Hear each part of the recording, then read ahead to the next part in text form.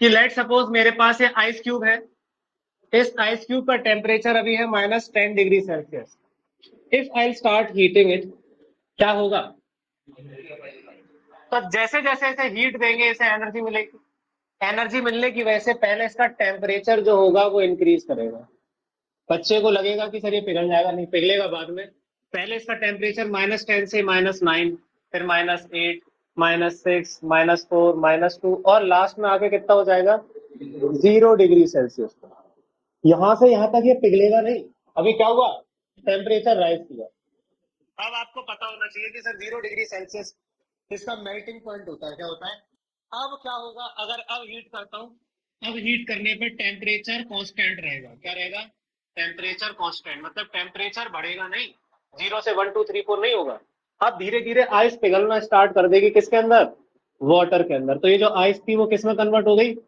Water में convert हो गई। भाई अब बर्फ पिघलना स्टार्ट करेगी, ठीक है, और धीरे धीरे बर्फ जो है वो 0 डिग्री सेल्सियस पे टेम्परेचर वही रहेगा, पिघलती हुई जाएगी और पूरी तरीके से वाटर में कन्वर्ट हो जाएगी। इसके बाद अगर हम इस वाटर को हीट करते हैं और ज्यादा हीट करते हैं, देन व्हाट विल हैपन? अब इस वाटर का टेम्परेचर बढ़ेगा। 0 से 10 डिग्री सेल्सियस हुआ, 10 से 20, 30, 40, 50, इस तरीके से होते कितना हो जाएगा? तो अब ये रहेगा वाटर। अभी भी क्या है? वाटर, लेकिन अब इसका टेम्परेचर कितना हो गया? 100 डिग्री सेल्सियस।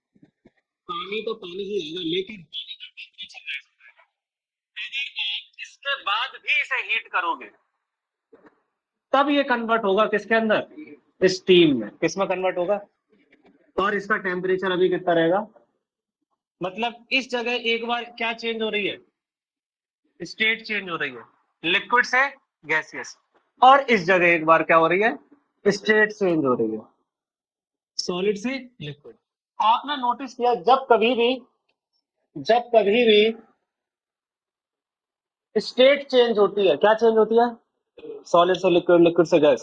तब टेम्परेचर क्या रहता है? तब टेम्परेचर क्या रहता है? बस इसी में कितनी हीट खर्च हुई या कितनी हीट रिलीज होगी, कितनी हीट गेन होगी, इसे कहते हैं कैलोरीमेट्री। क्या कहते हैं? ये चीज इमेजिन होनी चाहिए बच्चे को कि होता क्या है, कब टेम्परेचर बढ़ता है, कब स्टेट चेंज होती है। ये जिस बच्चे को समझ में आ गया, नॉलेज मिल गई, उसके लिए चैप्टर सबसे इजी है। उसके बाद तो मैथ्स रहती है, बस मैथ्स मतलब कैलकुलेशन, मल्टीप्लाई करो, डिवाइड करो, मल्टीप्लाई करो, डिवाइड करो। ये मेन चैप्टर था हमारा। स्टार्ट करते हैं चैप्टर को। सबसे पहले पैरा पढ़ते हैं कंसेप्ट ऑफ हीट। तो भाई हीट से क्या समझ में आता है? अच्छा एक चीज और स्टार्ट करने से पहले, 9th का पार्ट है, कंसेप्ट ऑफ हीट भी 9th का पार्ट है, पर एक टॉपिक जानना चाह रहा हूँ। अगर दो ऑब्जेक्ट का, जैसे लेट सपोज, हिंट भी आपको इसी एग्जांपल में मिल जाएगी, दो ऑब्जेक्ट का टेम्परेचर सेम है। अभी ये किताब है और ये पेन है, ये इसी रूम में है, दोनों का टेम्परेचर सेम है, तो क्या दोनों में हीट सेम होगी? क्या दोनों में हीट सेम होगी?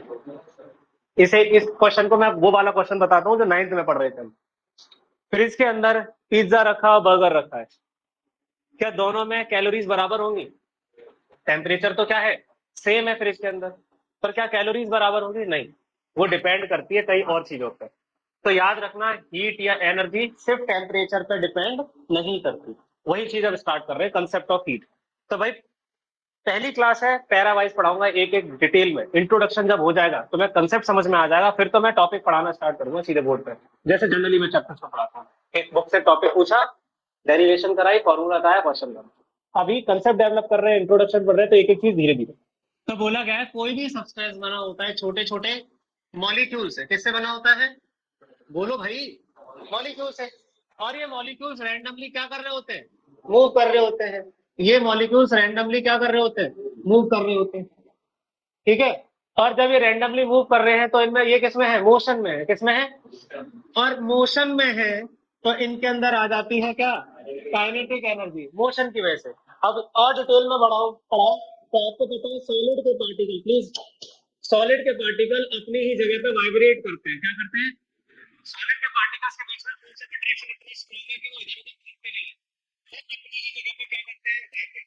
इस वाइब्रेशन से भी आ जाती है उसके अंदर काइनेटिक एनर्जी। लिक्विड के पार्टिकल्स के बीच में फोर्स ऑफ अट्रैक्शन सॉलिड के कंपैरिजन में थोड़ा कम होता है, तो वो वाइब्रेट के साथ साथ थोड़ा बहुत मोशन भी करते हैं। कौन करता है? और गैस के पार्टिकल्स के बीच में फोर्स ऑफ अट्रैक्शन ना के बराबर है, तो गैस के पार्टिकल्स रैंडमली मूव करते हैं। आपने गैस के पार्टिकल मॉलिक्यूल्स को रैंडमली मूव करते हुए देखा है।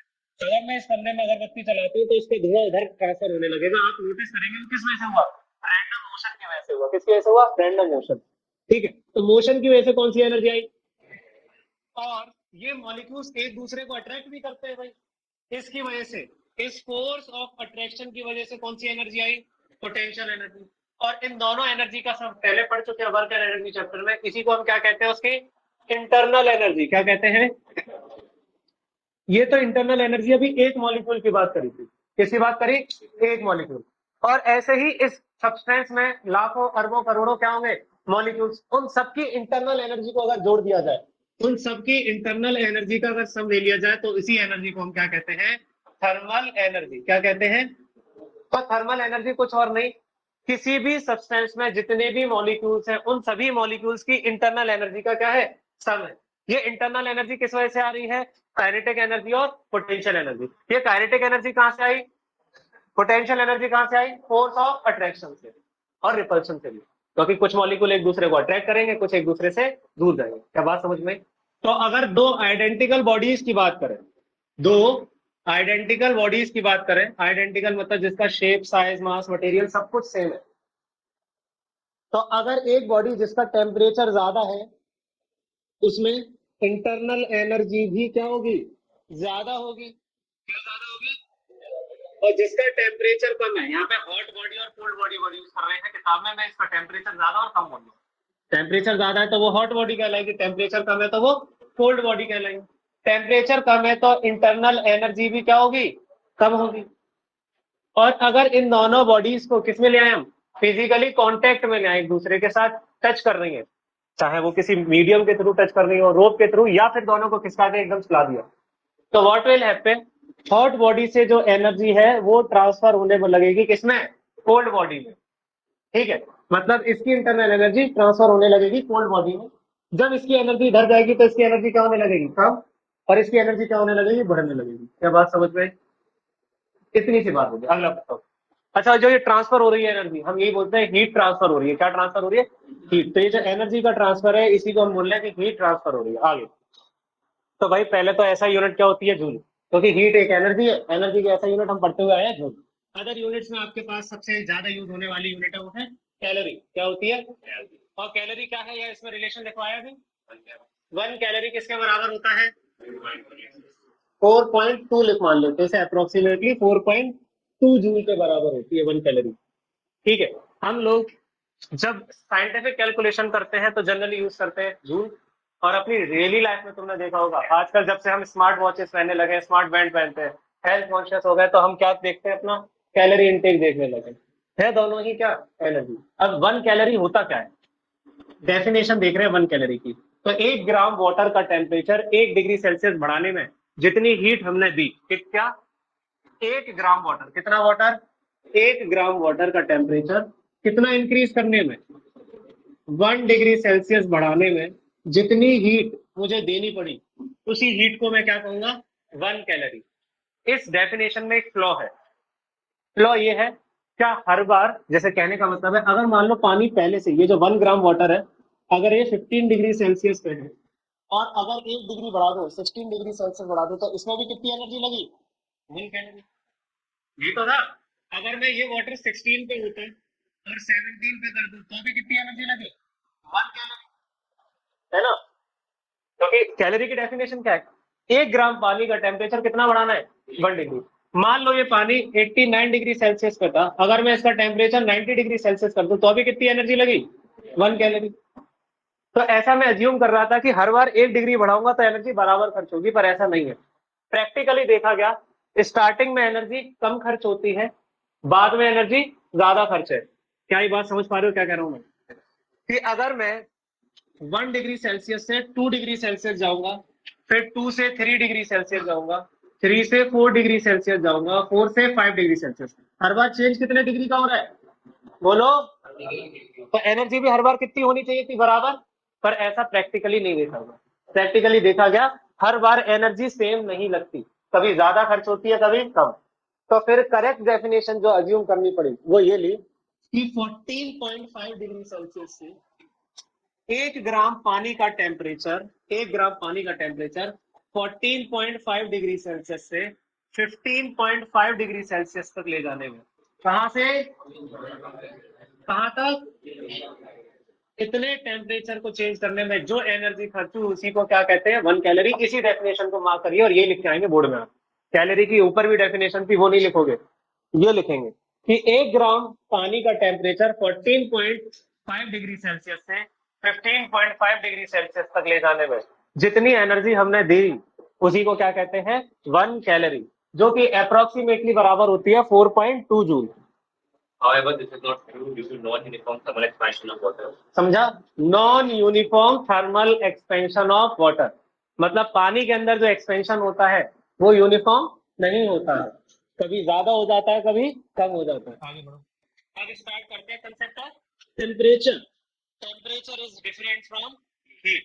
जनरली सुनिए ना प्लीज, जनरली ऐसा हम मानते हैं कि जिसका टेम्परेचर ज्यादा होगा उसमें हीट भी ज्यादा होगी, बट ऐसा है नहीं। ऐसा रियल लाइफ में हमें फील होता है कि अगर मैं बोल दूं ये स्टेपलर है, इसे 100 डिग्री सेल्सियस पे गर्म कर दूं और मेरी बॉडी का एवरेज टेम्परेचर 35 के आसपास होता है, 33 के आसपास, तो भाई इसका टेम्परेचर ज्यादा है तो हीट इसमें ज्यादा होगी, पर ऐसा नहीं है। इसको एक और एग्जांपल से बताता हूं मैं आपसे एग्जांपल देता हूं। 1 ग्राम वुड और 1 ग्राम कोल, दोनों ही क्या दोनों पे ही क्या सेम हीट होगी? नहीं। आपको पता है कोयला ज्यादा अच्छा फ्यूल होता है किससे? वुड से। वुड जलाओगे कम एनर्जी प्रोड्यूस करेगा, कोयला जलाओगे ज्यादा एनर्जी प्रोड्यूस होगी। ठीक है, तो टेम्परेचर से या क्वांटिटी से ही सिर्फ नहीं नापा जा सकता, कई सारे फैक्टर्स डिपेंड करते हैं हीट पे। तो कंसेप्ट ऑफ टेम्परेचर स्टार्ट करते हैं। एक हॉट बॉडी है, हॉट बॉडी मतलब इसका टेम्परेचर ज्यादा है, एक कोल्ड बॉडी है जिसका टेम्परेचर कम है। ये दोनों जैसे ही फिजिकली कॉन्टेक्ट में आते हैं, what will happen? Heat will start to it. कहां से कहां? Hot body to cold body.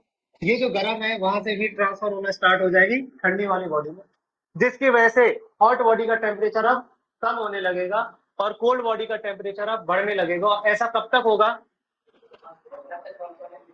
जब तक दोनों का टेम्परेचर सेम नहीं हो जाता। वी आर नॉट सेइंग दोनों की एनर्जी सेम नहीं हो जाती। हीट का ट्रांसफर तब तक होगा जब तक दोनों का टेम्परेचर सेम नहीं हो जाता। तो टेम्परेचर एक ऐसी चीज है, एक ऐसी क्वांटिटी, एक ऐसा पार्ट है जो बताता है कि हीट का फ्लो किस डायरेक्शन में होगा। क्या बताता है वो? हीट का फ्लो किस डायरेक्शन में होगा। हीट हमेशा फ्लो करती है, आपने देखा था वाटर फ्लो करता है हाई प्रेशर से low pressure, electric current flow करता है हाई पोटेंशियल से लो पोटेंशियल, ऐसे ही हीट फ्लो करती है हाई टेम्परेचर से लो टेम्परेचर। टेम्परेचर तो सिर्फ ये बताता है कि उसमें कितनी डिग्री ऑफ हॉटनेस और कोल्डनेस, कि उसमें कितनी हीट हो सकती है या फिर कितना ठंडा हो सकता है, क्वांटिटी नहीं बता सकता वो। टेम्परेचर से तो बस ये पता पड़ जाएगा। मैंने तुमसे बोली कि बेटा एक सब्सटेंस 100 डिग्री सेल्सियस का है, तो आप बोलोगे गर्म है, पर आप ये नहीं बोल पाओगे कि सर उसमें 500 कैलोरीज होंगी कि 5000 कैलोरीज होंगी। क्या बात समझ पा रहे हो? टेम्परेचर सिर्फ ये बताता है कि उसके अंदर कितनी ज्यादा हीट हो सकती है या फिर नहीं हो सकती है। टेम्परेचर बताता है कि हीट कहां से कहां फ्लो होगी। अगर वो हाई टेम्परेचर पे तो वो हीट इम्पार्ट करेगा, अगर उसका टेम्परेचर लो है तो वो हीट रिसीव करेगा। तो बोला गया है किसी भी बॉडी में कितनी हीट होगी या कितनी थर्मल एनर्जी होगी वो सिर्फ टेम्परेचर से नहीं बता सकते। लेट सपोज ये एक ए सब्सटेंस है, ये एक बी सब्सटेंस है, ठीक है, और मैं सोचता हूं कि यार ऐसा करते हैं दोनों का टेम्परेचर कितना है? 15 डिग्री सेल्सियस है। कितना है? मैं इसे भी 100 जूल एनर्जी दे देता हूँ, ऑफकोर्स कैसे दूंगा? गर्म करके। और इसे भी 100 जूल एनर्जी दे देता हूँ गर्म। तो क्या दोनों का टेम्परेचर बराबर बढ़ेगा? नहीं, दोनों का टेम्परेचर बराबर नहीं बढ़ेगा। हो सकता है एक का टेम्परेचर 15 से 17 हो जाए और एक का टेम्परेचर 15 से 21 डिग्री सेल्सियस हो जाए। कहने का मतलब है अकेले टेम्परेचर से हीट के बारे में पता नहीं लगाया जा सकता, और भी फैक्टर्स है, उसी बारे में बात करने वाले हैं। तो भाई यूनिट ऑफ टेम्परेचर आपको पता है 3 यूनिट होती है। ऐसा यूनिट होती है, वो क्या होती है? केल्विन होती है, कैपिटल के से डिनोट करी जाती है। हमारे यहाँ जो यूज होती है वो डिग्री सेल्सियस यूज होती है। ये 9th में पढ़ा था, 3 स्केल्स थे, फ़ारेनहाइट स्केल, सेल्सियस स्केल और केल्विन स्केल। और तीसरा जो होता है वो होता है फ़ारेनहाइट या डिग्री फ़ारेनहाइट जिसे कहते हैं। केल्विन और सेल्सियस के बीच का रिलेशन क्या होता है? आपको अगर कोई भी टेम्परेचर किस में निकालना है? केल्विन में निकालना है, तो जो भी डिग्री सेल्सियस में दे रखा है उसमें कितना ऐड कर दो? 273 और प्रिसाइजली 273.15। क्या कहना चाह रहा हूँ इस बात से मानवी जी, अगर मैं पूछता हूँ बेटा 27 डिग्री सेल्सियस को केल्विन में लिख के दिखाओ कितना होगा, तो कुछ नहीं, सिर्फ 273 ऐड करना है। तो 27 प्लस 273 कितना आएगा, 300 केल्विन। एक और होता है फ़ारेनहाइट, जब हमें बुखार हो जाता है तो डॉक्टर चेक करता है और बोलता है 101 बुखार 102। फोन चला रहा है तू, और तू क्या करेगा टाइम देख के, तेरा बुरा तो वैसे भी चल रहा है। पर अगर 102 डिग्री सेल्सियस होता तो शरीर में हमारे खून नहीं होता, स्टीम निकल रही होती है ना। ये बात तो सही है, क्योंकि 100 डिग्री सेल्सियस पे तो क्या हो जाता है, पानी उबल जाता है, तो हमारा शरीर के स्टीम मोमो बन जाते हैं 1 सेकंड में। तो वो कौन सा होता है, फ़ारेनहाइट होता है। क्या होता है, फ़ारेनहाइट। क्लास 9 में आपने रिलेशन पढ़ा था डिग्री सेल्सियस और फ़ारेनहाइट के बीच में, कुछ ऐसे था कि C/5 बराबर F/9 प्लस 32 करके। मैं श्योर नहीं हूँ यही था कि माइनस F प्लस 32/9, कुछ ऐसे ही होगा जो भी था, पर अभी 10th में काम नहीं आएगा हमारे। बस बताना ये चाह रहा हूँ कि सेल्सियस और फ़ारेनहाइट का रोल अभी 10th में नहीं है, अभी रोल किसका है, सिर्फ केल्विन और सेल्सियस का है। बढ़ते हैं आगे। फैक्टर्स, अच्छा एक और पार्ट रह गया जो बहुत इंपॉर्टेंट है, इस बात को ना बच्चे बहुत गलत करते हैं। एक बात बताना जरा, पहले ना एक ऑब्जेक्ट का टेम्परेचर था 15 डिग्री सेल्सियस, बाद में इसका टेम्परेचर 20 डिग्री सेल्सियस हो गया। तो मुझे बताओ चेंज इन टेम्परेचर कितना हुआ इन केल्विन, केल्विन में कितना चेंज आएगा। एक बच्चा क्या करेगा, प्लस 273, कितना आएगा ये, 288 केल्विन। फिर ये करेगा प्लस 273 और आएगा 293 केल्विन, और इन दोनों का क्या लेगा, डिफरेंस, जो कि कितना आएगा 5, और यहाँ पे भी डिफरेंस क्या है 5। सिखाना ये चाह रहा हूँ, टेम्परेचर का डिफरेंस चाहे डिग्री सेल्सियस में लो चाहे टेम्परेचर का डिफरेंस केल्विन में लो, हमेशा आंसर क्या आता है, सेम। तो प्लीज 273 ऐड करके निकालने की कोई जरूरत नहीं है। समझ में आया, क्यों बता रहा हूँ, दोबारा से बताता हूँ। हमारी ऐसा यूनिट क्या होती है टेम्परेचर की, केल्विन। आपके क्वेश्चन आया करेगा कि एक आइस का पीस है -10 डिग्री सेल्सियस से -5 डिग्री सेल्सियस तक ले जाने में कितनी हीट रिजेक्ट होगी, और फॉर्मूले में हमेशा टेम्परेचर केल्विन में लेना होता है। तो बच्चा इसे -10 को पहले केल्विन करेगा, फिर -5 को केल्विन करेगा, और फिर डिफरेंस निकालेगा। कोई फायदा नहीं है, जितना चेंज डिग्री सेल्सियस में आता है उतना ही चेंज केल्विन में आता है। ये सिखाना चाह रहा हूँ सिंपली। यहाँ पे कितने का चेंज आया, 5 का, तो केल्विन में भी कितने का आएगा, 5 का। बस इतना सिखाना चाह रहा था, ये बात याद रहेगी। अगला टॉपिक करते हैं, factors affecting the quantity of heat. Factors affecting पढ़ते हैं प्लीज। कौन कौन से 3 फैक्टर हैं जिसके ऊपर हीट डिपेंड करती है। पहला है मास ऑफ द बॉडी, मतलब ये कि मटेरियल अगर सेम है, मटेरियल अगर सेम है, मटेरियल का मतलब समझ रहे हो ना, जैसे अगर कॉपर का बर्तन है तो कॉपर ले लिया मटेरियल, ठीक है, आयरन का है तो आयरन, वुड है तो वुड। मटेरियल अगर सेम है तो जितना ज्यादा मास होगा उतनी ज्यादा उसमें, अगर मटेरियल सेम है बाकी कंडीशन सेम है, लेट सपोज ये 2 kg का ऑब्जेक्ट है, ये 1 kg का ऑब्जेक्ट है, तो मास डिफरेंट होगा तो हीट भी डिफरेंट होगी। जितना ज्यादा मास होगा उतनी ज्यादा हीट होगी, उतनी ज्यादा हीट होगी। जितना मास कम होगा उतनी हीट कम होगी। उसे ऐसे भी समझ सकते हो, 1 किलो कोयले को जलाओ और 2 किलो कोयले को जलाओ, किससे ज्यादा एनर्जी मिलेगी, जितना ज्यादा सब्सटेंस होता जाएगा फ्यूल उतना ज्यादा एनर्जी मिलती रहेगी। अगला पॉइंट क्या है, अगला था हमारे पास, क्या बताया था आपने, increase in temperature of the body. कहने का मतलब है अब 2 आइडेंटिकल बॉडी है, अब इस टाइम क्या सेम है, मास और मटेरियल दोनों सेम है, ये भी कॉपर ये भी कॉपर, ये भी 1 kg ये भी 100 kg। तो जितना ज्यादा मुझे टेम्परेचर बढ़ाना है उतनी ज्यादा मुझे उसे हीट देनी पड़ेगी, उतनी ज्यादा मुझे हीट देनी पड़ेगी। तीसरा point, the material of the body, जो हीट है वो डिपेंड करती है मटेरियल पे भी। जैसे याद है रेजिस्टेंस डिपेंड करता था मटेरियल पे, और उसको क्या फिनोमेना बोलते थे, या क्या प्रॉपर्टी थी वो, रेजिस्टिविटी। क्या थी वो, कि भाई सब किसी का रेजिस्टेंस अलग होता था, मटेरियल पे भी डिपेंड करता था। ऐसे हीट भी किस पे डिपेंड करती है, मटेरियल पे। अब अगर मान लीजिए सेम शेप साइज टेम्परेचर सब कुछ वही है, बट एक कॉपर की प्लेट है या कॉपर का ऑब्जेक्ट है और एक गोल्ड का ऑब्जेक्ट है, तो दोनों है वो क्या है, मटेरियल दोनों का अलग है, तो दोनों के अंदर हीट भी क्या होगी, अलग है। तो अब इसी के बारे में पहला पार्ट है कि सर हीट जो होती है, हीट को किससे डिनोट करते हैं, क्यू से। Q is directly proportional to the mass of the body. Q is directly proportional to the change in temperature of the body. जितना ज्यादा टेम्परेचर बढ़ाओगे उतनी ज्यादा हीट देनी पड़ेगी, जितना कम टेम्परेचर बढ़ाओगे उतनी कम हीट खर्च होगी। और तीसरा है, और वो क्या है, तीसरा क्या है, मटेरियल। क्यू डिपेंड करता है किस पे, मटेरियल पे, ठीक है। इन दोनों बातों को अगर एक साथ लिखा तो Q is directly proportional to M delta T।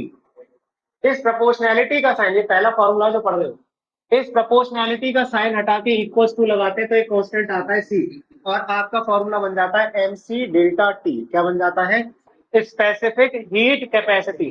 इस केस में वो प्रोपोर्शनैलिटी कांस्टेंट है, क्या है, प्रोपोर्शनैलिटी कांस्टेंट है, जिसको जो कि क्या है, ये स्पेसिफिक हीट कैपेसिटी।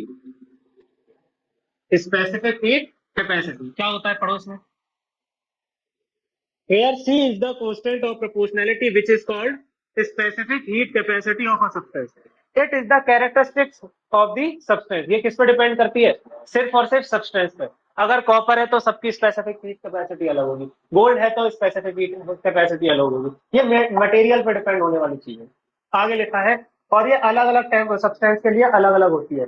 अब the amount of heat energy contained in a body, तो फाइनली हमने सीखा कि किसी भी ऑब्जेक्ट में कितनी हीट होगी वो तीन बातों पर डिपेंड करेगी। सबसे पहला क्या है, मास, दूसरा टेम्परेचर, और तीसरा मटेरियल।